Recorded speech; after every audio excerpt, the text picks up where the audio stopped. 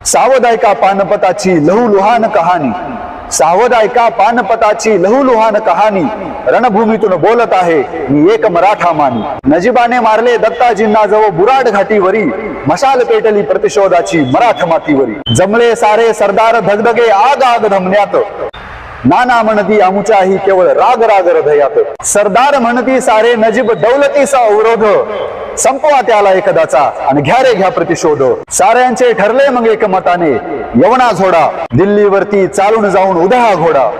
भाऊसाहेबांनी शपथ घेतली झाले सेनापती, उमर विसती विश्वासांची भाऊच्या सोबती। पवार शिंदे होळकरांनी उभारली मग फौज खडी, बुंदेले अन भोसल्यांचा सज्ज खडा एक एक गडी। तोफांचा भडीमार कराया गर्द गारदी अग्निपथा, यवनांना गर्दीस मिळू बाकी साऱ्या व्यर्थ व्यथा। मेहंदळे विंचुरकरन गायकवाड ही फुरफुरती, नावे तरी किती घेऊ मी सरदारांची ओझरती।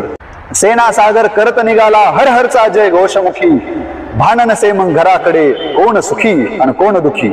जाता जाता घेती मराठे माळवा आणि बुरानपुरा, सुरुवातीच्या या विजयांनी आनंद झाला उंचपुरा, सुरुवातीच्या या विजयांनी आनंद झाला उंचपुरा।